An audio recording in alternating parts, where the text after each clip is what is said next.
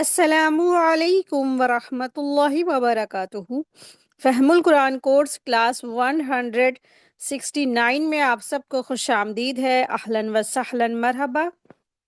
آج کا ہمارا لیسن ہے سورہ سبا، آیت 1 سے آیت 54 تک، یعنی اینڈ تک۔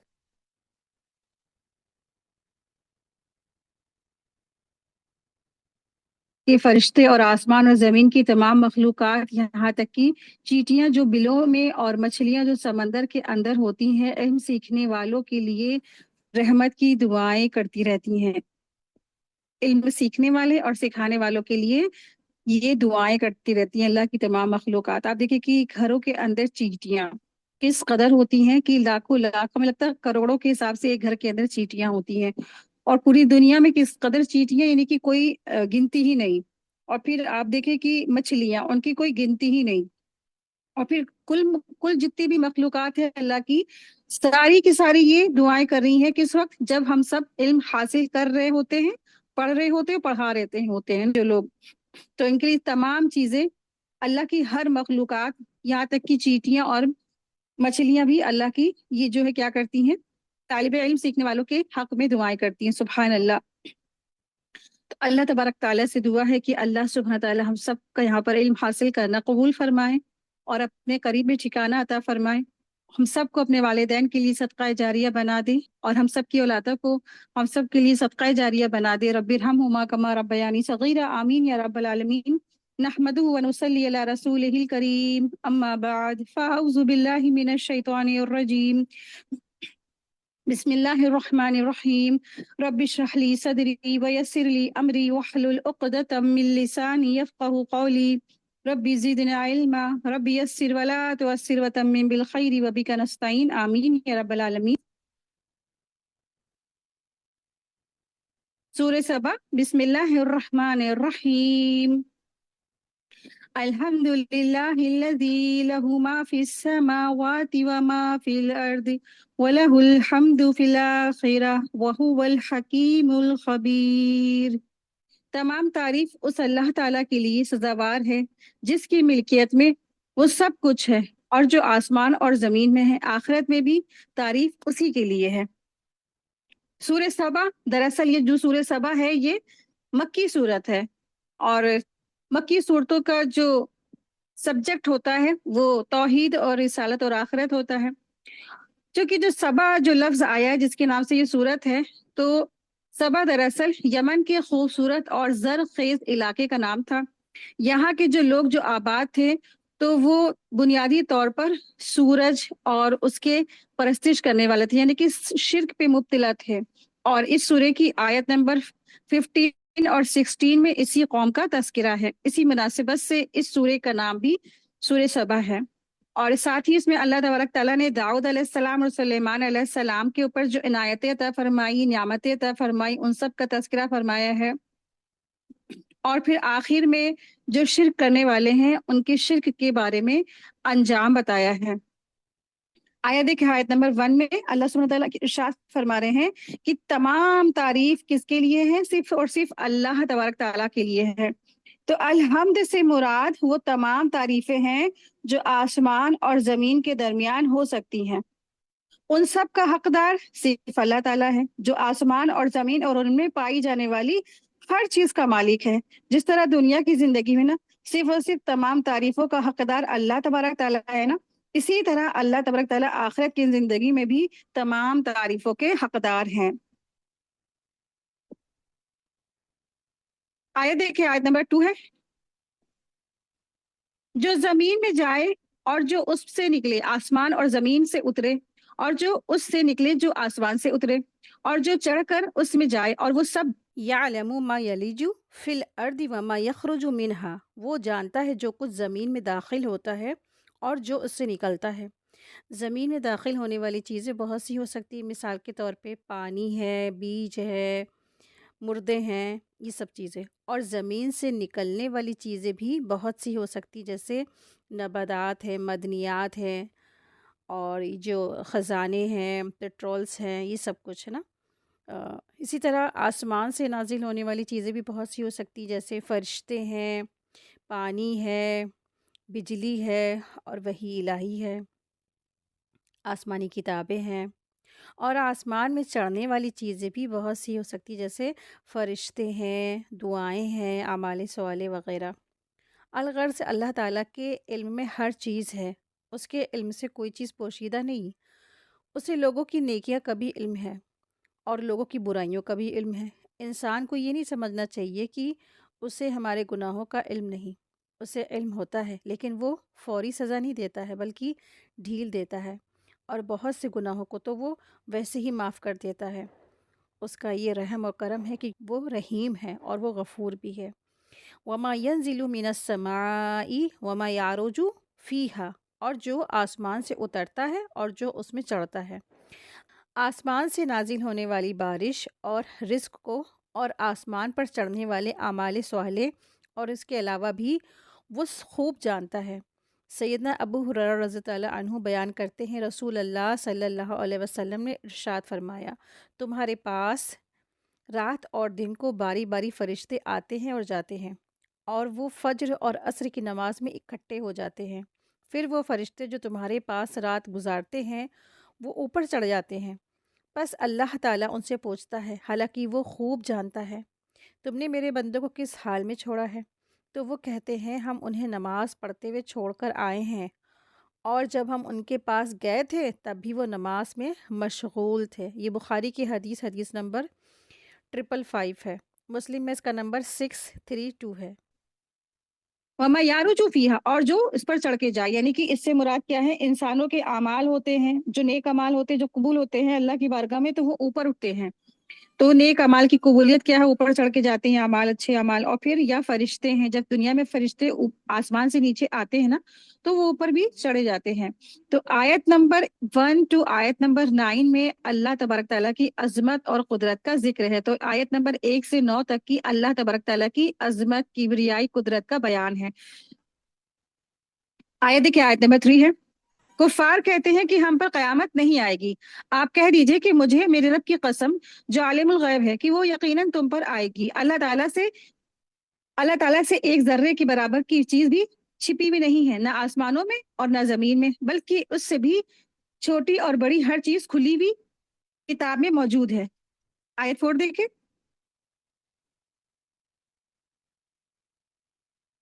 تاکہ وہ ایمان والوں اور نیکاروں کو بھلا بدلہ عطا فرمائے، یہی لوگ ہیں جن کے لیے مغفرت اور عزت کی روزیاں ہیں۔ آیت 5 دیکھیں، اور ہماری آیتوں کو نیچا دکھانے کی جنہوں نے کوششیں کی ہیں، یہی وہ لوگ ہیں جن کے لیے بدترین قسم کا دردناک عذاب ہے۔ آیت 6 اور 7 دیکھیں، اور جنہیں علم ہے کہ وہ دیکھ لیں گے کہ جو کچھ آپ کی جانب آپ کے رب کی طرف سے نازل ہوا ہے وہ سراسر حق ہے، اور اللہ غالب ہے، خوبیوں والے کی راہ کی رہبری کرتا ہے۔ اور کافروں نے کہا، آؤ ہم تمہیں ایک ایسے شخص بتلائیں جو تمہیں یہ خیر پہنچاتا رہا کہ جب تم بالکل ہی ریزہ ریزہ ہو جاؤ گے تو تم پھر سے ایک نئی پیدائش میں آؤ گے۔ آیت 8 دیکھیں،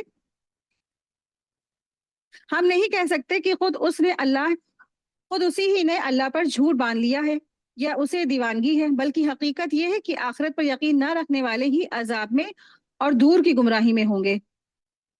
یعنی اللہ تبارک تعالیٰ نے ارشاد فرمایا، بات دراصل اس طرح نہیں ہے کہ جس طرح یہ کفار کے جو مکہ ہے، یعنی کہ جتنے بھی کفر کرنے والے لوگ گمان کرتے، بلکہ واقعہ تو عقل یہی ہے کہ دراصل عقل، فہم اور ادراک کے حقائق سے یہی لوگ کیا ہے، یہ قاصر ہیں، ان کے پاس اللہ نے عقل، فہم اور دانائی دی نہیں ہے نا، جس کی وجہ سے یہ لوگ آخرت پر ایمان نہیں لائے اور بنا سمجھے بوجھے غور فکر کرے انہوں نے رسول کی رسالت کا انکار کیا ہے۔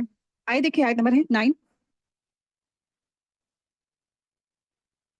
کیا پس وہ اپنے آگے پیچھے آسمان و زمین کو دیکھ نہیں رہے ہیں کہ اگر ہم چاہیں تو انہیں زمین میں دھسا دیں یا ان پر آسمان کے ٹکڑے گرا دیں؟ یقیناً اس میں پوری دلیل ہے ہر اس بندے کے لیے جو دل سے متوجہ ہو۔ آیت 10 دیکھیں، اور ہم نے داؤد پر اپنا فضل کیا، اے پہاڑوں اس کے ساتھ رغبت سے تسبیح پڑھا کرو، اور پرندوں کو بھی یہی حکم ہے، اور ہم نے اس کے لیے لوہے کو نرم کر دیا۔ تو آیت نمبر 10 سے آیت نمبر 14 تک کی حضرت داؤد اور حضرت سلیمان علیہ السلام پر اللہ تعالیٰ کی جو انعامات ہے، عنایات ہے نا، ان کا بیان ہے۔ اللہ तबारक ताला ने अल्लाह तबारक ताला ने दाऊद अलैहिस्सलाम और सुलेमान अलैहिस्सलाम को बहुत सारे मौजज़ात दिए थे, बहुत सारी जो है ना चीजें अता फरमाई थी। तो अल्लाह तबारक ताला ने फरमाया,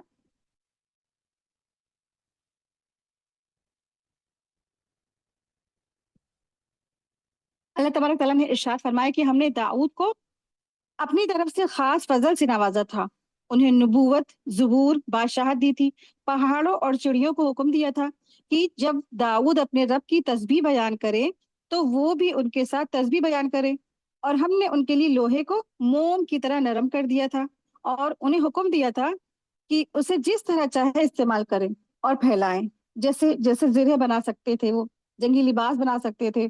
और उन्होंने और उनके बाल बच्चों को हुक्म दिया कि वो जब तक जिंदा रहेंगे नेक काम में लगे रहें, इसलिए कि हम तुम्हारे तमाम अमाल की खबर रखते हैं।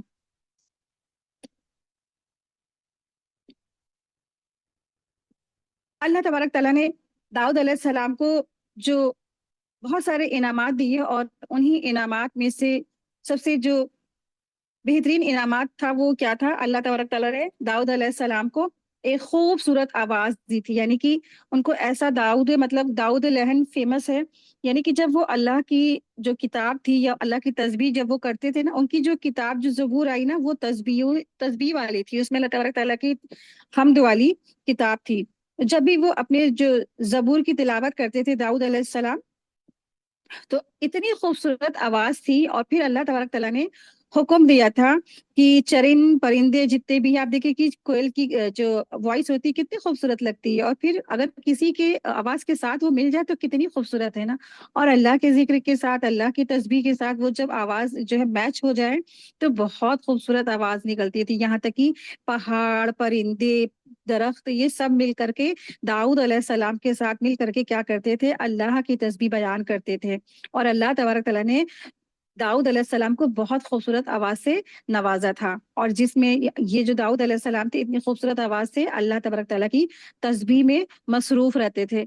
अबू मूसा अशरी रज़ी ताला अन्हु बयान करते हैं कि रसूल अल्लाह सल्लल्लाहु अलैहि वसल्लम ने, यानी अबू मूसा को, यानी मुझसे फरमाया, अगर तुम मुझे देखते कि जब मैं कल रात तुम्हारी करात सुन रहा था तो बहुत खुश होते, तो बेशक तुम्हें आले दाऊद अलैहिस्सलाम की आवाज में से एक आवाज दी गई है। मुस्लिम की अहादीस है। तो जो बहुत सारे सहाबा थे ना आप सल्लल्लाहु अलैहि वसल्लम के, तो खुद रसूल अल्लाह सल्लल्लाहु अलैहि वसल्लम फरमाते हैं, इस हदीस से पता चलता है कि जो सहाबी थे, उन सहाबियों में से एक सहाबी जिन्हें अबू मूसा अशरी कहते हैं, इनको अल्लाह तबारक ताला ने दाऊद लहन अता फरमाई थी। यानी इतनी इनकी खूबसूरत आवाज थी, इतनी खूबसूरत तिलावत ये करते थे कि खुद रसूल अल्लाह सल्लल्लाहु अलैहि वसल्लम फरमाते कि तुम्हें दाऊद लहन की आवाज में से हिस्सा दिया गया है, कि उनकी भी आवाज बहुत खूबसूरत है। कि आज भी बहुत से ऐसे कारी हैं ना कि जिनकी किरात आप सुनेंगे जैसे लगता है दिल पे बिल्कुल टच हो रहा है, दिल में बिल्कुल जैसे लगता है घुसा जा रहा है कुरान पाक, और बस जी चाहता है सुनते रहो, अल्लाह का कलाम है, कुरान है, सुनते रहो। इतनी खूबसूरत आवाज में, अंदाज में लोग किरात करते हैं। तो वो जो सहाबी थे उनका नाम अबू मूसा अशरी नाम था। इनका नाम याद रखिएगा आप लोग।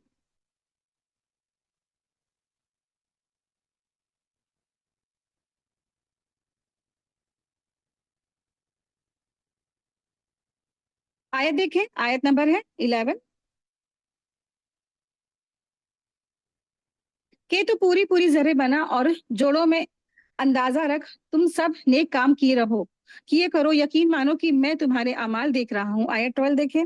और हमने सुलेमान के लिए हवा को मुसख्खर कर दिया था कि सुबह की मंजिलें उसकी मह भर महीने भर की होती थी, और शाम की मंजिलें भी, और हमने उनके लिए तांबे का चश्मा बहा दिया।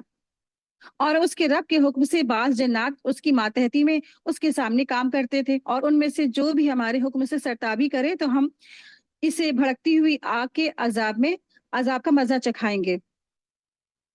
अल्लाह सुब्हान तआला ने जिस तरह दाऊद अलैहिस्सलाम को बहुत सारे मौजज़ात अता फरमाए थे, फिर इसी तरह से सुलेमान अलैहिस्सलाम को भी अल्लाह तबारक तआला ने बहुत सारे मौजज़ात इनामात अता फरमाए थे। उन्हीं का तज़किरा है यहाँ पर। तो अल्लाह सुब्हान तआला इरशाद फरमा रहे हैं कि अल्लाह तबारक तआला फरमा रहे हैं कि यानी हमने हजरत सुलेमान अलैहिस्सलाम को, मैं उनके लय लश्कर, जैसे नहीं कहते नहीं है, लश्कर और जितने भी उनकी लोग थे, उन सब के समेत अल्लाह तबारक ताला ने उनको ऐसा तख्त दिया था जिस पर वो सवार होते थे और फिर जिधर जाते थे उधर पहुंच जाते थे। यानी कि 1 महीने जितनी की मुसाफत सुबह से दोपहर तक की एक मंजिल में तय कर लेते थे। यानी कि सफर अगर होता था, रियल टाइम उसका था कि 1 महीना लगता था, लेकिन कुछ ही घंटों में वो उस मंजिल को तय कर लेते थे। और फिर इसी तरह दोपहर से रात तक की, यानी 1 महीने की जितनी मुसाफत का जो सफर था वो बस चंद ही घंटों में तय कर लेते थे। और अल्लाह सुब्हान तआला ने जिस तरह दाऊद अलैहिस्सलाम को लोहा नरम उनके लिए कर दिया था, मुसख्खर कर दिया था, लोहे को उनके लिए मुसख्खर कर दिया था, जैसा चाहते थे दाऊद अलैहिस्सलाम उसको अपने हिसाब से उसकी चीजें, जरूरत की चीजें बना लेते थे। इसी तरह अल्लाह तबारक ताला ने हजरत सुलेमान अलैहिस्सलाम के लिए तांबे का चश्मा जारी कर दिया था, ताकि इस धात से वो जो चीजें हैं जरूरत की वो बनाए। तो मुफस्सिरीन कहते हैं कि हजरत जो सुलेमान अलैहिस्सलाम हैं, इन्होंने बहुत बड़ी बड़ी जो चीजें हैं, इतनी बड़ी बड़ी देगें बनाई। और आप देखिए कि सुलेमान अलैहिस्सलाम का लश्कर छोटा मोटा नहीं था, बहुत बड़ा लश्कर होता था इनका। और बहुत सारे जो लोग थे एक साथ खाना खाते थे। तो इतने बड़े बड़े लश्कर और इतनी बड़ी बड़ी फिर उनके लिए देगें सुलेमान अलैहिस्सलाम ने बनवाई। और फिर इतनी बाज वक्त तो इतनी बड़ी देगें होती थी कि उस लोगों से आसानी से उठ भी नहीं सकती थी। यहाँ पर जो आप देखें, अल्लाह सुब्हानहू तआला ने इरशाद फरमाया है कि अल्लाह सुब्हानहू तआला कह रहे हैं कि हमने जो है सुलेमान अलैहिस्सलाम के लिए हवा को मुसख्खर कर दिया। यानी अल्लाह सुब्हानहू तआला ने सुलेमान अलैहिस्सलाम के लिए हवा को मुसख्खर कैसे किया था, इसका मतलब ये है कि मुसख्खर, इसका मतलब ये कि वो जहाँ चाहते थे वहां जो है वक्त से पहले पहुंच जाते थे। यानी कि किसी जगह पे जाने का जो वक्त लगता है 1 दिन या 2 दिन, लेकिन वो मिनटों में पहुंच जाते थे। कहीं पे जाने का जो वक्त लगता है 2-3 महीने, तो फिर वो 3-4 घंटे के अंदर ही वो वहां पहुंच जाते थे। और अल्लाह सुब्हानहू तआला फरमा रहे कि हमने उनके लिए तांबे का चश्मा बहा दिया। तो मुफस्सिरीन कहते हैं कि ये एक तरीके का चश्मा था, और वो अल्लाह सुब्हानहू तआला ने इनके लिए बतौर मुअज्जज़ा दिया था, और जो चीजें चाहते थे वो इससे वो बना लेते थे। तो अल्लाह सुब्हानहू तआला ने यहाँ पर सुलेमान अलैहिस्सलाम और दाऊद अलैहिस्सलाम के जो मौजज़े हैं उनका तज़किरा फरमाया है। आयत देखिए, आयत नंबर है 13। और जो कुछ सुलेमान चाहते थे वो जिन्नात तैयार कर देते थे, मसलन किले, मुजस्समे और हौजों के बराबर लगन और चूल्हे पर जमी हुई मजबूत देगे। ए आले दाऊद, उसके शुक्रिये में नेक अमल करो। मेरे बंदों में से शुक्रगुजार बंदे बहुत ही कम होते हैं। यहाँ पर जो लफ्ज आया है महारीब और तमासील, आयत में लहू मा यशाअ मिन महारीब व तमासील। महारीब मेहराब की जमा है, यानी इसके माने हैं बुलंद जगह या अच्छी इमारत। मतलब ये है कि बुलंद महलात, आली शान इमारतें या मस्जिद वगैरह। और जो लफ्ज तमासील है, तमासील तिमसाल की जमा है, इसके माने तस्वीर होते हैं। तो ये जो तस्वीर वगैरह है, तो इससे पता चलता है कि जो सुलेमान अलैहिस्सलाम बनवाते थे, मसलन जो किले हैं या मुजस्समे हैं, ये स्टैचूज अगर वो बनवाते थे, तो ये जो बनवाते थे इस तरह से स्टैचूज, तो वो बेजान चीजों की होती थी। जैसे पेड़ पौधे, इमारतें, किसी बिल्डिंग की स्टैचू लगाना कोई गुनाह नहीं, अगर आप लगाते हैं आप लगा सकते हैं। लेकिन किसी इंसान, किसी किसी जानदार की कोई मुजस्समा या स्टैचू कोई बनाता है ना, मूर्ति कोई बनाता है, तो वो जायज नहीं है। और सुलेमान अलैहिस्सलाम की शरीयत में स्टैचू बनाना जायज था, लेकिन बस क्या है कि वो बेजान चीजों का जो मूर्तियां हों। तो किसी जानदार की तस्वीर बनाना सुलेमान अलैहिस्सलाम की शरीयत में भी क्या था, नाजायज ही था। तो बेजान चीजों की तस्वीरें वो बनवाते थे।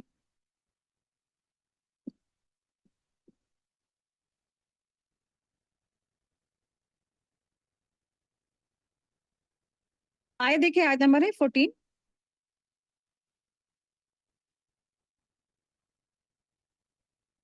फिर जब हमने उन पर मौत का हुक्म भेज दिया तो उनकी खबर जिन्नात को किसी ने ना दी सिवाय घुन के कीड़े के, जो उनकी असा को खा रहा था। बस जब सुलेमान गिर पड़े, उसी वक्त जिन्होंने जान लिया कि अगर वो गैब दान होते तो उसकी जिल्लत के अजाब में मुब्तला ना रहते। यहाँ दरअसल हजरत सुलेमान अलैहिस्सलाम के जमाने में दरअसल जिन्नातों के बारे में मशहूर हो गया था कि ये जो जिन्नात हैं ये गैब की खबरें जानते हैं। اللہ تعالیٰ نے حضرت سلیمان علیہ السلام کی موت کے ذریعے سے اس عقیدے کے فساد کو جڑ سے ختم فرما دیا۔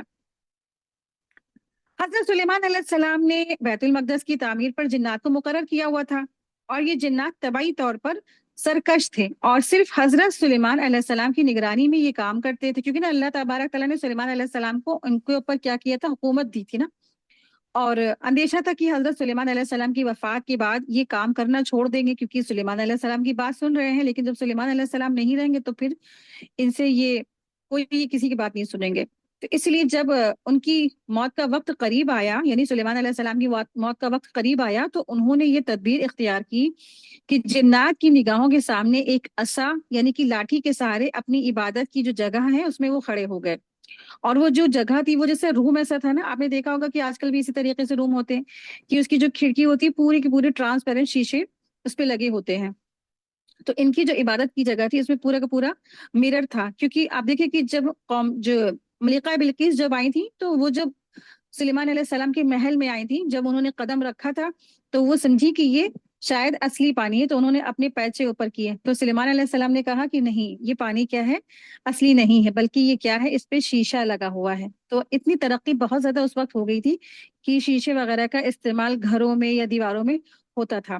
تو انہوں نے جب سلیمان علیہ السلام نے جو اپنی عبادت گاہ بنوائی تو اس میں بھی انہوں نے شیشے سے اس کی جو ہے دیوار بنوائی تھی، جس سے کہ یہ سارے کے سارے جنات دیکھ سکتے تھے کہ سامنے سلیمان علیہ السلام کھڑے ہیں، ہمارے اوپر نگرانی کر رہے ہیں۔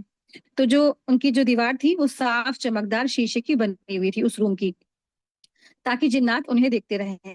اسی حالت میں سلیمان علیہ السلام کی وفات ہو گئی، لیکن اللہ تعالیٰ نے ان کے جسم کو لاٹھی کے سہارے کھڑا رکھا، اور جنات یہ سمجھتے رہے کہ یہ سلیمان علیہ السلام دراصل ابھی زندہ ہے، یہاں تک کہ انہوں نے تعمیر کا کام مکمل کر لیا۔ پھر اللہ تعالیٰ نے اس عصا پر دیمک مسلط فرما دی، جس نے عصا کو کھانا شروع کر دیا، اور جو لاٹھی تھی وہ کمزور ہو کر گر پڑی، اور حضرت سلیمان علیہ السلام کا جسم بھی تھا گر پڑا۔ اسی وقت جنات کو احساس ہوا کہ وہ اپنے آپ کو عالم الغیب سمجھتے تھے، وہ کتنی غلط بات پر تھے۔ اگر انہیں غیب کی خبر ہوتی تو وہ اتنے دنوں تک غلط فہمی میں مبتلا رہ کر یہ جو تعمیر کے کام کی تکلیف نہیں اٹھا رہے ہوتے۔ اس طرح سے اللہ سبحانہ تعالیٰ نے یہ ان کا جو تکبر تھا، اس کو اس جو غلط فہمی میں مبتلا تھے ان کو اللہ تبارک تعالیٰ نے ان کو اس چیز سے ان کا فساد ختم کیا۔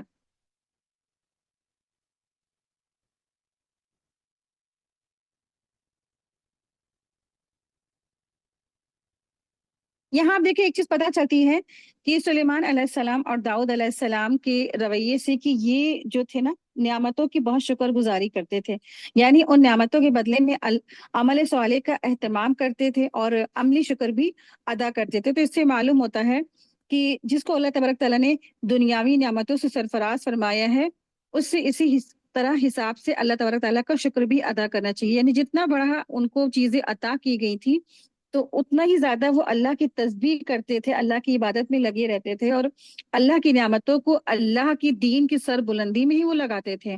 تو اگر اللہ نے نعمتیں دی ہیں تو اس پہ کوئی بھی جو ہے نا مطلب انسان کو غمگین نہیں ہونا چاہیے کہ ہم کو اللہ نے بہت دے دیا۔ اگر اللہ نے دیا ہے تو اللہ کی نعمتوں کی شکر گزاری کیسے ہوگی کہ اللہ تعالیٰ کی راہ میں ان کو لگایا جائے اور اللہ تعالیٰ کی اطاعت بجائی لائی جائے، اور پھر اللہ تبارک تعالیٰ کی نافرمانی سے بچا جائے، اللہ کی اطاعت کی جائے، اس کی نافرمانی سے بچا جائے۔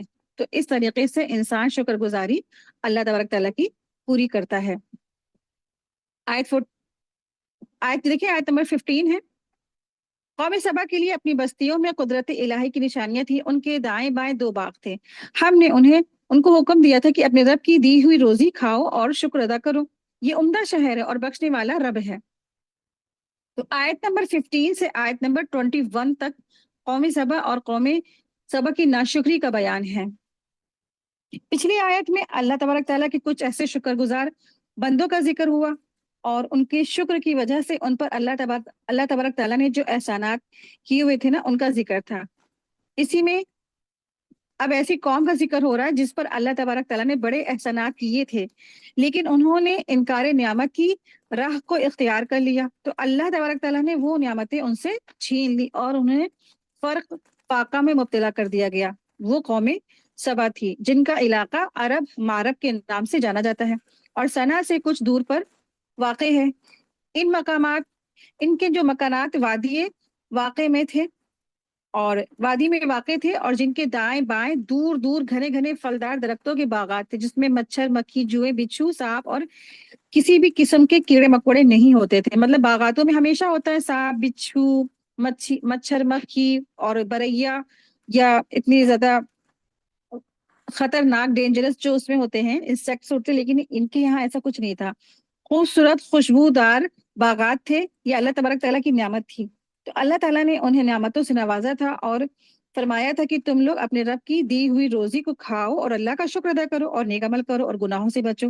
لیکن اللہ کی بے شمار نعمتوں نے انہیں خراب کر دیا، ٹھیک ہے، اللہ تعالیٰ کی بے شمار نعمتوں نے انہیں خراب کر دیا، شکر کے بجائے ناشکری کی اللہ تبارک تعالیٰ کی، اور انہوں نے اللہ اور اس کے رسول کی نافرمانی کی اور راہ راست سے دور ہو گئے۔ تو اللہ تبارک تعالیٰ نے ان سے انتقام لیا، اور وہ مضبوط جو باندھ تھا دو پہاڑوں کے درمیان بنا ہوا تھا، جو بارش کے پانی کو روک رکھتا تھا، اور ضرورت کے مطابق اس باندھ میں بنے ہوئے سوراخوں سے نکل کر باغات تک پہنچ جاتا تھا۔ تو اللہ تعالیٰ کا کرنا ایسا ہوا کہ وہ باندھ ٹوٹ گیا، پانی کی سخت موجوں سے ان کے مکانات ڈوب گئے اور پورا نظام درہم برہم ہو گیا، اور وہ لوگ جان بچا کر دوسری جگہ چلنے جانے پر مجبور ہو گئے، اور جہاں پر وہ ایسے درخت تھے جن کے پھل کڑوے تھے اور بغیر پھلوں والے جنگلی درخت تھے، اور کچھ بیری کے درخت تھے جو کسی کے کام بھی نہیں تھے۔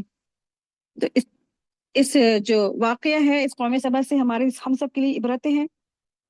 تو پہلے ہم لوگ ان کو دیکھ لیتے ہیں آیتوں کو، جو قوم سبا کے بارے میں اللہ سبحانہ تعالیٰ نے یہاں پہ ارشاد فرمایا ہے۔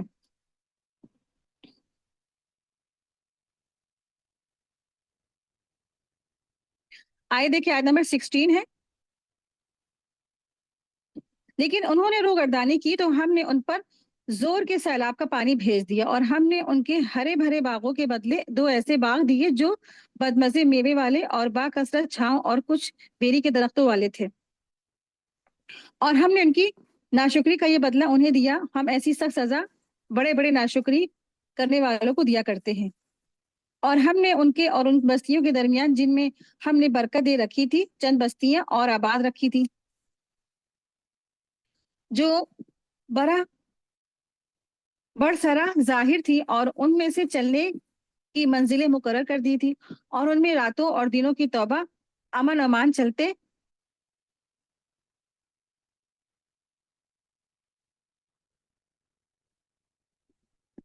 اور ان میں راتوں اور دنوں کو با امن اور امان وہ چلتے پھرتے تھے۔ تو یہاں پر یہ جو قوم سبا ہے، انہوں نے اللہ تعالیٰ نے انہیں کیا نعمت دی تھی، یہاں پر ان کا ذکر ہے۔ پیچھے والی آیت میں پڑھا کہ ان کو اللہ تبارک تعالیٰ نے ان کی ناشکری کی وجہ سے غرق کر دیا، باندھ توڑ دیا گیا، جس باندھ کو سنچائی کے لیے استعمال ہوتا تھا، ان کے ہرے ہرے باغات کو پانی ملتا تھا، بہترین ان کی سنچائی ہوتی تھی اور جس سے یہ فائدہ اٹھاتے تھے۔ لیکن جب انہوں نے ناشکری کی تو اللہ کا غضب آیا کہ باندھ ٹوٹ گیا، پوری شہر جو تھا ڈبو دیا گیا، سب ہرے بھرے باغ تھے سب ختم ہو گئے۔ تو اللہ تبارک تعالیٰ یہاں پہ ارشاد فرما رہے ہیں کہ اور ہم نے ان کے اور ان کے بستیوں کے جو درمیان جن میں ہم نے برکت دی تھی، تو چند بستیاں اور آباد رکھی تھی جو براہ راہ ظاہر تھی۔ تو دراصل اس سے مراد کیا ہے؟ ان بستیوں والوں سے مراد دراصل شام کی بستیاں، یعنی اللہ سبحانہ تعالیٰ ارشاد فرما رہے کہ ملک کے سبا یمن اور شام کے درمیان لب سڑک بستیاں آباد ہوئی تھی۔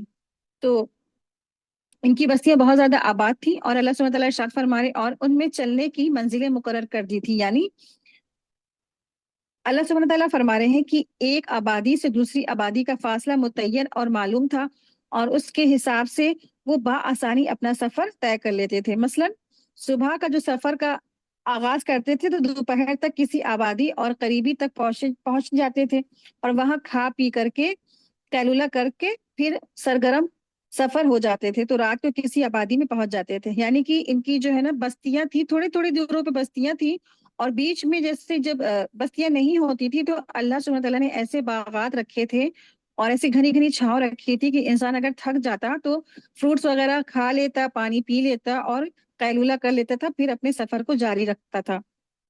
تو اتنا خوبصورت ان کو زرخیز اللہ نے علاقہ دیا تھا، اور ان کا جو سفر تھا بہت آسان تھا۔ اور اللہ سبحانہ تعالیٰ ارشاد فرما رہے ہیں اور ان میں راتوں اور دنوں کو با امن بنایا اور چلتے پھرتے رہو۔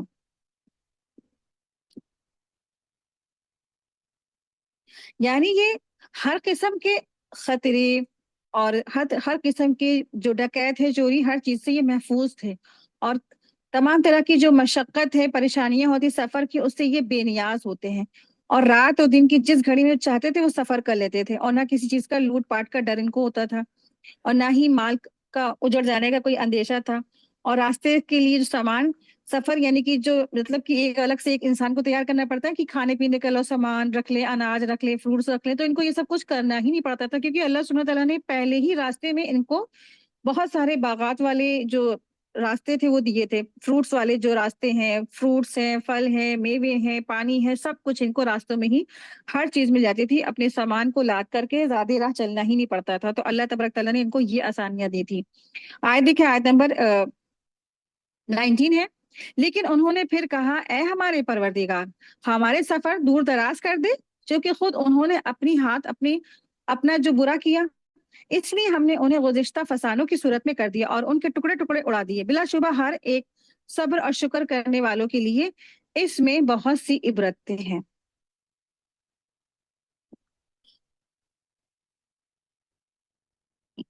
یعنی جس طرح جو لوگ جو سفر کی مصیبتوں سے، خطرات سے اور موسم کی شدتوں کا تذکرہ کرتے تھے، یعنی کہ یہ جو قوم سبا تھی، جب ان کے پاس کوئی بہت دور دراز علاقے سے آتا تھا اور بتاتا تھا کہ ہم تو سفر میں بہت پریشان ہوئے، ہمیں بہت تیز دھوپ لگی، ہمیں یہ مشکلیں آئیں، یہ مصیبتیں آئیں، ہمیں اس طریقے سے پریشانیوں کا سامنا کرنا پڑا، تو جب ان کے پاس لوگ آ کے موسم کی شدتوں اور سفر کی صحبتوں اور مصیبتوں کا تذکرہ کرتے تھے، تو کہنے لگے، اے ہمارے رب، ہمیں جو ہے، ہمارے جو گھر ہے، ہمارا جو سفر ہے، اس کو دور دراز کرتے۔ اس سے انہوں نے کیا کیا، الٹا ہی اپنے لیے اللہ سے بد دعا کر لی۔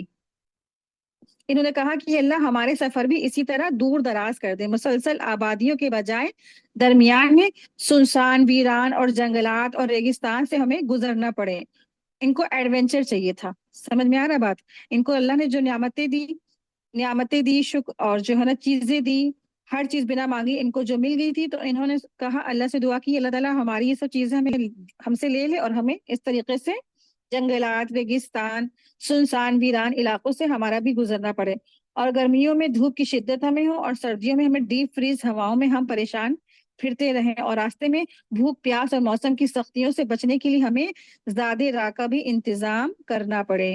ان کی یہ دعا اس طرح تھی جیسے کہ بنی اسرائیل نے من سلوا کے جگہ اپنے رسول سے یہ طلب کیا تھا کہ ہمیں ککڑی، کدو، مسور وغیرہ عطا کروا دیجیے، اللہ تعالیٰ سے کہہ کے، ہے نا، کہ انہوں نے اپنے حق میں الٹا کیا، بد دعا کر لی۔ تو اللہ نے جو نعمتیں ان کو بین مانگے دے رکھی تھی، اللہ تبارک تعالیٰ تو فرما رہے تھے نا کہ تمہارے پاس اللہ نے جو نعمتیں دی ہیں، بس تم ان کا شکر ادا کرو اور میری اطاعت کرو، لیکن انہوں نے شرک کیا اور پھر ساتھ ہی ساتھ اس طرح سے بد دعائیں کی، تو پھر اللہ سبحانہ تعالیٰ نے سب کی سب جو ان کی جو نعمتیں تھی سب کچھ سلب کر لی۔ تو نعمتیں اللہ نے جب دی ہوتی ہیں تو ان کا شکر بھی ضروری ہوتا ہے، اور شکر انسان کیسے کرتا ہے؟ زبان سے کرتا ہے، عمل سے کرتا ہے، عبادت سے کرتا ہے، جیسے داؤد علیہ السلام تسبیح کرتے تھے نا، ہر وقت اللہ کی تسبیح کرتے ہیں۔ تو اللہ نے جو نعمتیں دی ہیں تو اس کے ذریعے سے جو انبیاء تھے وہ اللہ تبارک تعالیٰ کے آگے قولی، فعلی، عملی، بدنی ہر طریقے کی وہ عبادتیں کرتے تھے، شکر ادا کرتے تھے، لیکن ان کو جو قومی سبا ہے، انہوں نے اللہ کی شکر ادا کرنے کے بجائے ان کو ایڈونچرز، مشکلیں، پریشانی، مصیبتیں، ان سب کو پسند فرمایا، تو اللہ تبارک تعالیٰ نے ان کی دعا قبول فرما لی، ان کو ان تمام چیزیں ان سے چھین لی گئی اور ان کو انہی پریشانیوں، مشکلوں، مصیبتوں میں ڈال دیا گیا۔ تو اس سے کیا پتہ چلتا ہے کہ جس کے پاس نعمتیں ہوتی ہیں نا، ان کو اپنی نعمتوں کی قدر نہیں ہوتی ہے۔ اکثر دیکھیے انسان کا یہی رویہ ہوتا ہے، جو چیزیں اس کو اللہ نے دے رکھی ہیں اس کی نگاہ اس پہ نہیں جاتی ہیں، ہاں جو چیزیں اس کو دی نہیں گئی ہوتی ہیں اس کی نگاہ اسی پہ چاہے چلی جاتی ہے، لیکن چاہے اس کے حق میں کیسی بھی ہو، وہ چاہے اس کے حق میں بہت بری ہو، چاہے اس کو تکلیف دے ہو، چاہے وہ اس کو جو ہے پریشان اس میں وہ ہو جائے، لیکن ہاں اس کو جو چیزیں نہیں ملی ہوتی، بس وہ یہ کہتا کہ بس ہم کو یہ چیز نہیں ملی ہے، وہ چاہے اس کے لیے بھلے وہ نقصان والی چیزیں ہوں۔ تو انسان کو کبھی بھی ایسا رویہ نہیں اختیار کرنا چاہیے کہ وہ اللہ کی ناشکری کرے اور اوروں کی چیزوں کو دیکھ کر کے وہ اللہ تبارک تعالیٰ سے الٹی سیدھی دعائیں کرے، ورنہ کیا ہے، اللہ سے جو دعا کرے گا وہ قبول ہی کر لی جاتی ہے۔ قوم سبا کا بھی یہی حشر سے پتہ چلتا ہے کہ اللہ نے جو نعمتیں دی ہیں ہمیں، اللہ نے پہلے ہی جو نعمتیں دے رکھی ہیں ان کا ہم اللہ کا شکر ادا کریں ان کے لیے، اور جو اللہ کی تعالیٰ کی جو ناشکری والی جو چیزیں ہیں ان سے انسان رک جائے، دوسروں کی جو الٹی سیدھی دعائیں مانگنے سے رکے، جو خود اسی کے لیے کیا ہے وہ بد دعا کا کام کرتی ہیں، تو دعائیں بھی بہت سوچ سمجھ کے انسان کو کرنی چاہیے۔ آیت دیکھیں، آیت نمبر ہے 21۔ شیطان کا ان پر کوئی زور نہیں اور دباؤ، اور نہ تھا اس کے لیے کہ ہم ان کو جو آخرت پر ایمان رکھتے ہیں ظاہر کر دے ان لوگوں میں سے جو اس کے شک میں ہیں، اور آپ کا رب ہر چیز کا نگہبان ہے۔ کہہ دیجئے کہ اللہ کے سوا جن کا تمہیں گمان ہے سب کو پکار لو، نہ ان میں سے کسی کو آسمان اور زمین میں سے ایک ذرہ کا اختیار ہے، نہ ان میں کوئی حصہ ہے، اور نہ ان میں سے کوئی اللہ کا مددگار ہے۔ آیت نمبر دیکھیے، آیت نمبر ہے 23۔ آیت نمبر 22 سے آیت نمبر 30 تک کی مشرکین کی گمراہیوں کی زوردار نفی کی گئی ہے۔ جو شرک کرتے ہیں اور گمراہ ہیں تو ان کی زوردار یہاں پہ نفی کا بیان ہے۔ آیت 23 دیکھیں، شفاعت و سفارش بھی اسی کے پاس کچھ نفع نہیں دیتی بجز ان کے جن کے لیے اجازت ہو جائے، یہاں تک کہ جب ان کے دلوں سے گھبراہٹ دور کر دی جاتی ہے تو پوچھتے ہیں کہ تمہارے پروردگار نے کیا فرمایا؟ جواب دیتے ہیں کہ حق فرمایا، اور وہ بلند اور بالا ہے اور بہت بڑا ہے۔ آیت 24 اور 25 دیکھیں، پوچھیے کہ تمہیں آسمان اور زمین سے روزیاں کون پہنچاتا ہے؟ خود جواب دے دیجئے، جواب دیجئے کہ اللہ تعالیٰ۔ سنو، ہم یا تم یا تو یقیناً ہدایت پر ہے یا کھلی گمراہی میں ہے۔ آیت 25، کہہ دیجئے کہ ہمارے کیے ہوئے گناہوں کی بابت سے کوئی سوال نہیں کیا جائے گا، نہ تمہارے اعمال کی باز پرس ہم سے کی جائے گی۔ انہیں خبردار کیجئے کہ ہم سب کو ہمارا رب جمع کرے گا، پھر ہم میں سے سچے فیصلہ کر دیں گے۔ وہ فیصلہ چکانے والا ہے اور دانا ہے۔ کہہ دیجئے کہ اچھا مجھے بھی بتاؤ تو انہیں کہہ دیجئے کہ اچھا مجھے بھی تو بتاؤ، انہیں دکھاؤ دو جنہیں تم اللہ تعالیٰ کا شریک ٹھہراتے ہو، اس کے ساتھ ملا رہے ہو، ایسا ہرگز نہیں، بلکہ وہی اللہ تعالیٰ ہے، غالب ہے، باحکمت ہے۔ ہم نے آپ کو تمام لوگوں کے لیے خوشخبری سنانے والا اور ڈرانے والا بنا کر بھیجا ہے، ہاں مگر یہ صحیح ہے کہ لوگوں کی اکثریت بے علم ہے۔ تو اس آیت میں اللہ تبارک تعالیٰ نے ایک نبی کریم صلی اللہ علیہ وسلم کی رسالت عامہ کا بیان فرمایا ہے کہ آپ صلی اللہ علیہ وسلم پوری نسل انسانی کے لیے ہادی ہیں، رہنما بنا کر بھیجے گئے ہیں۔ دوسرا یہ بیان فرمایا کہ اکثر لوگ آپ صلی اللہ علیہ وسلم کی خواہش اور کوشش کی باوجود ایمان سے محروم رہیں گے۔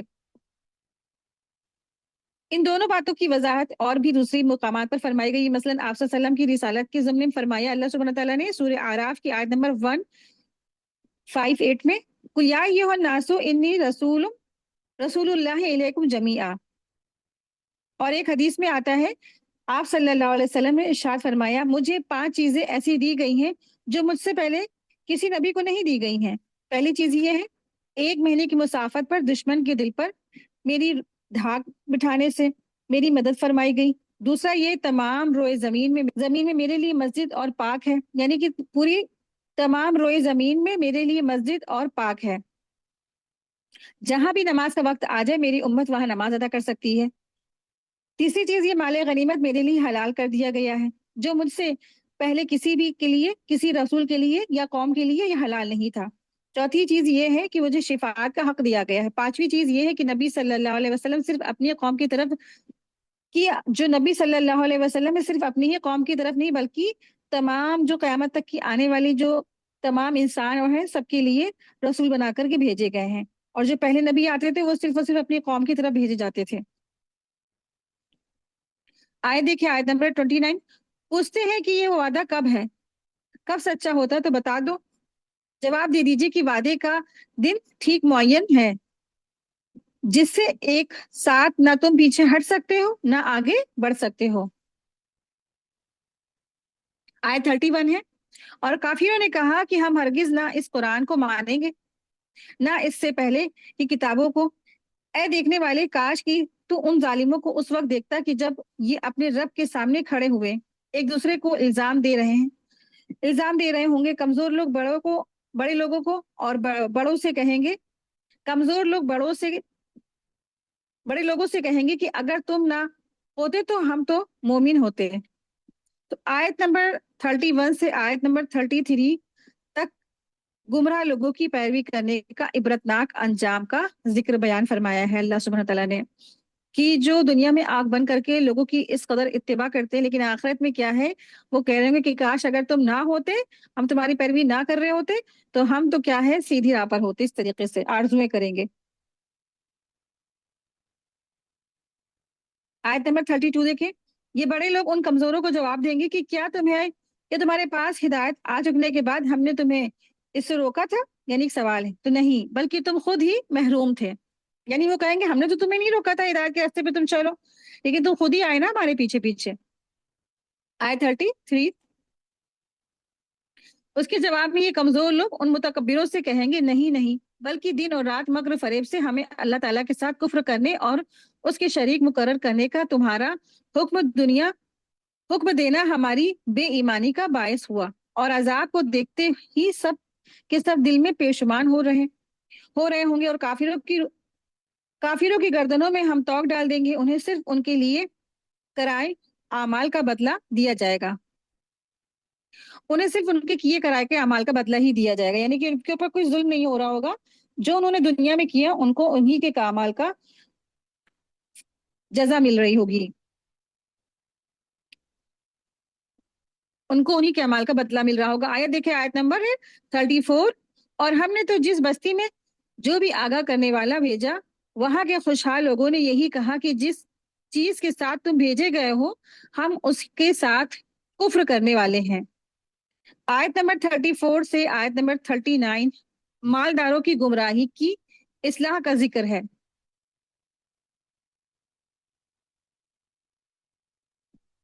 آیت نمبر 34 دیکھیں، آیت 35 ہے، اور کہا ہم مال اور اولاد میں بہت بڑے ہوئے ہیں، یہ نہیں ہو سکتا کہ ہم عذاب دیے جائیں، یعنی یہ انسان کا نا ایک بہت بڑی غلط فہمی ہے، اس کے بارے میں اللہ سبحانہ تعالیٰ یہاں پہ ارشاد فرما رہے ہیں کہ بہت سے لوگوں کا یہی ہوتا ہے کہ ہم دنیا میں بہت کچھ دیے گئے، اسی طرح ہم اللہ تبارک تعالیٰ ہم کو آخرت میں بھی دے گا، امید رکھتے ہیں، یا ان کو بدگمانی ہوتی ہے، یا وہ غلط فہمی میں مبتلا ہوتے ہیں کہ ہم کو جیسے دنیا میں اللہ نے دیا سب کچھ سیٹلڈ، ہر چیز ملی ہوئی ہے، نعمتیں ملی ہوئی، آخرت میں بھی سب کچھ ملے گا، تو آخرت میں تو پانے کے لیے یہاں پہ ہمیں عمل کرنا ہے، نہ کہ ہمیں جھوٹی آرزوؤں، خواہشاتوں اور تمناؤں میں زندگی کاٹنی ہے، نہیں، کوششیں کرنی ہے، جد و جہد کرنا ہے۔ آیت دیکھیں، آیت نمبر 36 ہے، کہہ دیجئے کہ میرا رب جس کے لیے چاہے روزی کشادہ کر دیتا ہے اور تنگ بھی کر دیتا ہے، لیکن اکثر لوگ نہیں جانتے ہیں۔ تو یہاں سے یہ بات پتہ چلتی ہے کہ اللہ سبحانہ تعالیٰ کسی کے لیے روزی بہت زیادہ کم کر دیتا ہے اور کسی کے لیے روزی کشادہ کر دیتا ہے، یعنی اللہ تبارک تعالیٰ کسی کو مال دیکھ کر آزماتے ہیں اور کسی سے مال کو لے کر آزماتے ہیں۔ مال کا زیادہ ہونا بہت اچھائی کی بات نہیں ہے، اللہ تبارک تعالیٰ نے اگر مال زیادہ دیا ہے تو جیسے داؤد علیہ السلام، سلیمان علیہ السلام نے اللہ کے دین کی سربلندی کے لیے مال کو لگایا نا، ویسا لگانا مطلوب اور مقصود ہے، پھر اسی کے ساتھ ویسی عبادتیں اس کی مطلوب اور مقصود ہے، لیکن مال تو جس کے پاس آتا ہے اس کا تو نظام سارا بگڑ جاتا ہے، اس کے گھر والوں کا نظام بگڑ جاتا ہے، اس کی زندگی کا لائف اسٹائل بگڑ جاتا ہے، کہ اس کی جو ٹرینڈ چل رہا ہے، جو چیزیں چل رہی ہیں، اس کو وہ ساری چیزیں چاہیے، اپنی لوگوں کو شو آف کرنا ہے اس کو، تو وہ جو مال آتا ہے نا انسان کے پاس، تو وہ فتنہ بن جاتا ہے۔ تو اللہ تبارک تعالیٰ نے اس طرح سے مال دے کر لوگوں کو آزمایا، پھر کسی کسی کو اللہ تبارک تعالیٰ نے مال لے کر کے آزمایا، کہ اللہ تبارک تعالیٰ نے بہت سارے لوگ ہیں جن کو مال نہیں دیا، اب وہ یہ کیا کرتے ہیں کہ ہر گھر گھر جا کر کے اپنا رونا روئیں گے، کہ صرف اور صرف اللہ سے دعائیں کرنا ہے ان کو، ہے نا، کہ وہ شکر گزاری کرتے ہیں یا پھر رونا روتے رہتے ہیں۔ اس طریقے سے جو کم مال والے ہیں ان کو کیا کرنا ہے، ان کو اللہ تبارک تعالیٰ کے آگے ہر حال میں شکر کرنا ہے۔ ہر رسول بہت پیسے والے نہیں رہے، سوائے داؤد اور جو ہے نا جو ایوب علیہ السلام ہے یا سلیمان علیہ السلام ہے، سارے کے سارے آپ صلی اللہ علیہ وسلم نے ساری زندگی تو بہت غربت میں گزار کے دکھائی ہم لوگوں کو، تو ہم سلیمان اور داؤد علیہ السلام کو ہی کیوں دیکھتے ہیں؟ ہم بہت سارے انبیاء ان کو دیکھیں، عیسیٰ علیہ السلام، اور پھر دیکھیں ادریس علیہ السلام، नूह अलैहिस्सलाम, ये सब तो बहुत गरीब रसूल थे, इनके पास तो कुछ भी नहीं था। ये अपनी माशी जो चीजें थी, यानी कि पहले दिन भर अपना काम काज करते थे, फिर रात को अपनी 2 वक्त की रोटी उनको उससे मिलती थी। नूह अलैहिस्सलाम तो एक कारपेंटर थे। इदरीस अलैहिस्सलाम खुद हाथों से अपने कपड़े सीते थे, और फिर उसको उसके जरिए से जो उनको हासिल होता था, उसके जरिए से वो अपना खाना, रोजी वगैरह उससे हासिल करते थे। लेकिन आजकल के जो लोग हैं वो तो बस बहाने बनाते हैं कि अगर हम गरीब हैं तो ये हमारे ऊपर अल्लाह तबारक तआला की तरफ से परेशानी है और मुश्किलात हैं, और हम क्या करें, और ऐसा है और वैसा है, न जाने क्या क्या इंसान बहाने बनाता है। तो ये क्या है, एक इंसान की ये भी दुनिया में आजमाइश है। और अब देखिए कि पैसा होने के बाद भी बहुत सारे लोग ऐसे होते हैं दुनिया में कि उनके पास करोड़ों रुपए हैं, अरबों रुपए हैं बल्कि, और न जाने कितना कितनी माल उनके पास इस दुनिया में भरा है। लेकिन उनका दर्द इतना बड़ा होता है, इतना बड़ा होता है कि वो बयान नहीं कर सकते हैं। मतलब उनके पास अल्लाह ने हर नियामतें दी हैं, माल है, हर चीज है, लेकिन वो दस्तरखान में बैठते हैं, दस्तरखान पे खाना उनके सामने हर चीज है, मुर्ग मुसल्लम है, मुतंजन पुलाव है, हर चीज है, सारी दुनिया की नेमतें उनके डाइनिंग टेबल पर है, लेकिन वो खा नहीं सकते हैं। वो खा नहीं सकते हैं, क्यों? क्योंकि उनको डॉक्टरों ने मना कर रखा है कि तुम ये खाओगे तुम्हें ये हो जाएगा, तुम ये खाओगे तुम्हारे लिए ये पॉइजन बन जाएगा, तुम ये खाओगे तुम्हें ये हो जाएगा। एक गरीब आदमी जो होता है वो नियामतें खा लेता है, लेकिन वो जो पैसे वाला आदमी वो चीजें नहीं खा पाता है। तो अल्लाह तबारक तआला का शुक्र अदा करा करें कि अल्लाह ने जो खाना पीना दिया है उसके लिए अल्लाह का लाख लाख शुक्र एहसान है। अल्लाह ताला ने जो पैसे वाले हैं उनको बहुत चीजों से महरूम कर रखा है। बहुत सारे पैसे वाले होते हैं, बहुत सारे करोड़पति लोग होते हैं, उनको खाना पीना सेहत वगैरह उनको उनके नसीब में नहीं है, सारी जिंदगी वो बीमारी में गुजार देते हैं, सिर्फ एक खिचड़ी खा खा के पूरी जिंदगी गुजार देते हैं, बगैर चीनी की चाय पी के पूरी अपनी आधी जिंदगी गुजार देते हैं, है ना। अल्हम्दुलिल्लाह, अल्लाह का लाख लाख शुक्र है, अल्लाह ने जो दिया है वो क्या है, अल्लाह का उसमें बहुत शुक्र एहसान है। सेहत बहुत बड़ा अल्लाह तबारक तआला की नियामत है। जिंदगी अल्लाह की बहुत बड़ी नियामत है। दीन इस्लाम अगर इंसान किसी को मिल जाए बहुत बड़ी नियामत है। अल्लाह ने हिदायत दे दी, कुरान समझने का मौका दे दिया, ये बहुत बड़ी नियामत है। अल्लाह ने बहुत बड़ी बड़ी नियामतें दे दी। एक मुसलमान घराने में हम पैदा हो गए, जो आज आराम से हम लोग पढ़ा रहे हैं, ये भी अल्लाह तबारक तआला की बहुत बड़ी नियामत है। अल्लाह तबारक तआला ने आंख दिए, कान दिए, नाक दी, दिमाग दिया, अकल दिया, दिल दिया सोचने के लिए, ये सब अल्लाह तबारक तआला की बहुत बड़ी नियामतें हैं। जितना भी अल्लाह ताला का शुक्र गुजारी की जाए वो बहुत कम है। आयत देखिए, आयत नंबर 37 है। तुम्हारे माल और तुम्हारी औलाद ऐसे नहीं है कि तुम्हारे कि तुम्हें तुम्हारे कि तुम्हें हमारे पास यानी मर्तबों से करीब कर दे। हाँ, जो ईमान लाए हैं और नेक अमल करेंगे उनके लिए उनके अमाल का दोहरा अजर है, और वो नीडर बेखौफ होकर बाला खानों में रहेंगे।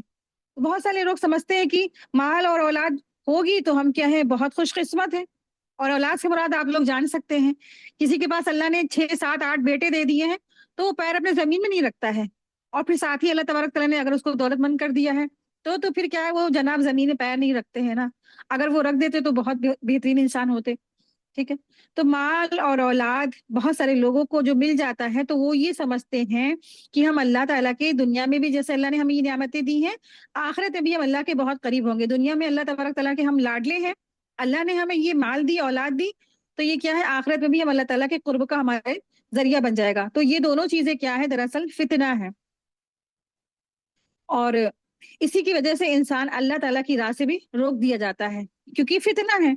यानी ये माल और औलाद इस बात की दलील नहीं है कि अल्लाह ताला तुमसे मोहब्बत करता है और तुम अल्लाह ताला की बारगाह में खास बुलंद मकाम रखते हो, उसके यहाँ अल्लाह ताला क्या तुम खास और बुलंद मकाम तुम हासिल करोगे, नहीं, बल्कि वहां पर तो अल्लाह तबारक ताला तुम्हारा जो है तकवा देगा, देखेगा। ठीक है। यानी अल्लाह तबारक ताला जो तुमसे मोहब्बत करेगा, तुम्हें अपने करीब में ठिकाना देगा, तो अल्लाह की कुर्ब और मोहब्बत हासिल करने का जो जरिया है वो तो सिर्फ क्या है, ईमान है और अमले सालेह है। जिस तरह हदीस में भी आता है कि अल्लाह ताला तुम्हारी शक्लों और तुम्हारी माल नहीं देखता है, वो तो तुम्हारे दिलों के और अमलों को देखता है। ठीक है। तो अल्लाह तबारक ताला इंसानों के दिलों और अमलों को देखता है। ये सही बुखारी की, सही मुस्लिम की हदीस में से है। अल्लाह को तकवा पसंद है, और वो लोगों के तकवे को देखता है कि कौन कितना अल्लाह से खौफ रखने वाला है, जो तन्हाई में भी अल्लाह से डरता है और गुनाहों से बचता है, जो महफिल में भी अल्लाह से डरता है और गुनाहों से बचता है, तो वो अल्लाह तबारक ताला की कुर्बत का जरिया होता है तकवा। آیت 38، اور جو لوگ ہماری آیتوں کے مقابلے کی تغدوں میں لگے رہتے ہیں یہی ہے جو عذاب میں پکڑ کر حاضر رکھے جائیں گے۔ آیت 39، کہہ دیجئے کہ میرا رب اپنے بندوں میں سے جس کے لیے چاہتا ہے روزی کشادہ کرتا ہے، جس کے لیے چاہتا ہے تنگ کر دیتا ہے۔ تم جو کچھ تم جو کچھ بھی اللہ تعالیٰ کی راہ میں خرچ کرو گے، اللہ تعالیٰ اس کا پورا پورا بدلہ دے گا، اور وہ سب سے بہتر روزی دینے والا ہے۔ تو رزق کا معاملہ دراصل اللہ سبحانہ تعالیٰ کے یہاں سے ہوتا ہے، یعنی کہ کسی کو رزق کا جو معاملہ ہے اور کسی کو کشادہ یا کسی کو تنگی دینا، تو یہ سب فیصلہ اللہ تبارک تعالیٰ کے پہلے ہی ہو چکا ہوتا ہے۔ لیکن انسان نا اسی رزق کے پیچھے ساری زندگی انسان دوڑتا رہتا ہے، لیکن ملتا وہی جو اس کے نصیب میں لکھا ہوتا ہے۔ دیکھیں آیت نمبر 40 ہے، اور ان سب کو اللہ تبارک تعالیٰ اس دن جمع کر کے فرشتوں سے دریافت فرمائے گا کہ کیا یہ لوگ تمہاری عبادت کرتے تھے؟ تو آیت نمبر 40 سے آیت نمبر 54 میں شرک کرنے والوں پر اہتمام حجت کا بیان ہے۔ آیت نمبر 44 ہے، وہ کہیں گے تیری ذات پاک اور ہمارا ولی تو ہے، نہ کہ یہ بلکہ یہ لوگ جنوں کی عبادت کرتے تھے، اور ان میں کے اکثر لوگ انہی پر ان کا ایمان تھا۔ آیت 42 دیکھیں، بس آج تم میں سے کوئی بھی کسی کے لیے نفع کا نقصان کا مالک نہیں ہوگا، اور ہم ظالموں سے کہہ دیں گے کہ اس آگ کا عذاب چکھو جس سے تم جھٹلاتے رہے۔ اور جب ان کے سامنے ہماری صاف صاف آیتیں پڑھی جاتی تو کہتے یہ تو ایسا شخص ہے جو تمہیں تمہارے باپ داداؤں کے معبودوں سے روک دینا چاہتا ہے، اس کے سوا کوئی بات نہیں، اور کہتے ہیں کہ یہ تو گھڑا ہوا جھوٹ ہے اور حق ان کے پاس آ چکا، پھر بھی کافر یہی کہتے رہے ہیں کہ یہ تو کھلا ہوا جادو ہے۔ آیت 44 ہے، اور ان مکہ والوں کو نہ تو ہم نے کتابیں دے رکھی تھی اور جنہیں یہ پڑھتے ہو، نہ ان کے پاس آپ سے پہلے کوئی آگاہ کرنے والا آیا۔ آیت نمبر 45 ہے، اور ان سے پہلے لوگوں کے لیے بھی ہماری باتوں کو جھٹلایا تھا، اور انہیں ہم نے خود دے رکھا تھا تو یہ اس کے 10ویں حصے کو بھی نہیں پہنچتے، بس انہوں نے میرے رسولوں کو جھٹلایا، پھر دیکھو کہ میرا عذاب کیسا سخت تھا۔ آیت 46 دیکھیں، کہہ دیجئے کہ میں تمہیں صرف ایک ہی بات کی نصیحت کرتا ہوں کہ تم اللہ کے واسطے ضد چھوڑ کر دو دو مل کر یا تنہا تنہا کھڑے ہو کر سوچو تو صحیح، تمہارا اس رفیق کو کوئی جنون نہیں؟ وہ تو تمہیں ایک بڑے سخت عذاب کے آنے سے پہلے پہلے ڈرانے والا ہے۔ یعنی وہ تو صرف تمہاری ہدایت کے لیے آیا، یعنی رسول اللہ صلی اللہ علیہ وسلم کی بات ہو رہی ہے، جو مکہ والے رسول اللہ صلی اللہ علیہ وسلم کو جنو یعنی کہ کہتے تھے مجنو ہے، ان کا دماغ نہیں کام کر رہا ہے، یہ ساحر ہے یا قذاب ہے، نہ جانے کون کون سے الزام لگاتے تھے۔ تو اللہ سبحانہ تعالیٰ ارشاد فرما رہے، ذرا سوچو تو، غور فکر کرو، یہ تمہارا جو ساتھی ہے اس کو کسی طرح کے جنون نے آ گھیرا ہے، یا ان کے اوپر جنون آتا ہے، یا ان کو کسی جن نے آ گھیرا ہے؟ نہیں، تم ذرا ان کے اوپر غور کرو۔ اللہ سبحانہ تعالیٰ ان کے اوپر غور فکر کی دعوت دے رہے ہیں، جو کفار مکہ ہے ان کو، اور جتنے بھی مشرکین ہیں ان سب کو۔ تو آپ صلی اللہ علیہ وسلم تو صرف تمہاری ہدایت کے لیے آئے ہیں تاکہ تم اس عذاب سے بچ سکو، اور جو ہدایت کا راستہ نہ اپنانے والوں کے لیے اللہ تبارک تعالیٰ نے وہ جو ہے سزا کے طور پر فیصلہ کر رکھا ہے۔ نبی صلی اللہ علیہ وسلم ایک دن صفا پہاڑی پر چڑھ گئے اور فرمایا یا صباحا، جسے سن کر قریش جمع ہو گئے۔ آپ صلی اللہ علیہ وسلم نے ارشاد فرمائے، بتلاؤ اگر میں تمہیں خبر دوں کہ دشمن صبح یا شام کو تم پر حملہ کرنے والا ہے تو تم میری بات کو یقین کرو گے، کیا سچا جانو گے؟ انہوں نے کہا کیوں نہیں اے محمد صلی اللہ علیہ وسلم، ہم تو آپ کو سچا مانیں گے۔ تو آپ صلی اللہ علیہ وسلم نے ارشاد فرمایا تو پھر سن لو کہ میں تمہیں سخت عذاب سے آنے سے پہلے پہلے ڈراتا ہوں۔ یہ سن کر ابو لہب نے کہا تیرے لیے ہلاکت، یعنی رسول اللہ صلی اللہ علیہ وسلم سے اس نے کہا نعوذ باللہ، تو کیا یہ اس لیے تو نے ہمیں یہاں پہ اکٹھا کیا؟ اس طرح سے کہتے ہوئے ابو لہب چلا گیا، جس پر اللہ سبحانہ تعالیٰ نے سورہ تبت یدا ابی لہب نازل فرمائی، بخاری کی حدیث میں سے ہے۔ آیت نمبر 47 ہے، کہہ دیجئے کہ جو بدلہ میں تم اسے مانگ رہا ہوں، کہہ دیجئے کہ جو بدلہ میں تم سے مانگوں وہ تمہارے لیے ہے، اور میرا بدلہ تو اللہ تعالیٰ ہی کے ذمے ہے، وہ ہر چیز سے باخبر ہے اور مطلع ہے. یعنی جتنے بھی نبی آئے کسی نے بھی اپنا اجر قوموں سے نہیں لیا، کیونکہ نا ایک یہ بہت بڑا فتنہ تھا. اگر رسول لوگوں سے تبلیغ کرنے کی فیس لیتے، کچھ نظر و نیاز لینا شروع کر دیتے، تو یہ بھی بہت بڑا فتنہ بن جاتا. لیکن کسی بھی رسول نے تبلیغ کرنے کا یا علم پھیلانے کا یا اللہ کے پیغامات پہنچانے کا کوئی بھی نذرانہ فیس وغیرہ کوئی اجر وغیرہ لوگوں سے نہیں لیا. ہر رسول کی بات نہیں یہی تھی کہ ہمیں تو تم سے نہیں چاہیے، ہمیں تو اللہ سے چاہیے ہمارا اجر. بس تم بس کیا ہے، تم بس لبیک کرو میری باتوں پہ، میرے جو اللہ کے ہم پکار تم کو دے رہے تو اس پہ تم لبیک کہو. دیکھیں آیت نمبر 49 ہے. کہہ دیجئے کہ آیت نمبر 48 اور 49 ہے. کہہ دیجئے کہ میرا رب حق ہے یعنی سچا ہے، اور کہہ دیجئے کہ میرا رب حق یعنی سچی وہی نازل فرماتا ہے، وہ ہر غیب کا جانے والا ہے. کہہ دیجئے کہ حق آ چکا ہے، نہ تو پہلے کچھ کر سکا ہے اور نہ کچھ کر سکے گا. آیت 50. کہہ دیجئے کہ اگر میں بہک جاؤں تو میرے بہکنے کا وبال مجھی پر ہے، اور اگر میں راہ ہدایت پر ہوں تو بسبب اس وحی کے جو میرے پروردگار مجھے کرتا ہے. بڑا ہی سننے والا ہے اور بہت ہی قریب ہے. اور اگر آپ ملاحظہ کریں جبکہ یہ کفار گھبرائے ہوئے پھریں گے تو پھر نکل بھاگنے کی کوئی صورت نہیں ہوگی اور قریب کی جگہ سے گرفتار کر لیے جائیں گے. اس وقت کہیں گے کہ ہم نے اس قرآن پر ایمان لائے ہوتے تو، لیکن اس قدر دور جگہ سے کیسے وہ ہاتھ آ سکتی ہے. یعنی کہ آخرت میں جب وہ عذاب میں گرفتار ہو جائیں گے لوگ تو اس وقت مارے افسوس اور مارے حسرت کی تمنا آرزو کریں گے، لیکن اس وقت تو کوئی بھی اپنی جات کی راہ بچی نہیں نا. انسان جب کفر پہ مر گیا تو اس کی قسمت میں ہمیشہ کے لیے اللہ تبارک تعالیٰ نے جہنم کا فیصلہ کر دیا. شرک کرنے والوں پر اللہ تبارک تعالیٰ نے جنت کو حرام کر دیا ہے، ہمیشہ اس کے اوپر کیا ہے، جہنم ہی مسلط رہے گی. دیکھیں آیت نمبر 53 اور 54 ہے. اس سے پہلے تو انہوں نے اس سے کفر کیا تھا اور دور دراز سے بھی بن دیکھے ہی پھینکتے رہے ہیں. ان کی چاہتیں اور ان کے درمیان پر پردہ حائل کر دیا گیا ہے، جیسے کہ اس سے پہلے بھی ان جیسیوں کے ساتھ کیا گیا تھا، وہ بھی انہی کی طرح شک اور تردید میں پڑے ہوئے تھے. تو الحمدللہ آج کا ہمارا لیسن مکمل ہوا. وآخر دعوانا ان الحمدللہ رب العالمین. سبحانک اللہم و بحمدک، اشہد ان لا الہ الا انت، استغفرک و اتوب الیک. السلام علیکم ورحمۃ اللہ وبرکاتہ. جزاکم اللہ خیرا کثیرا.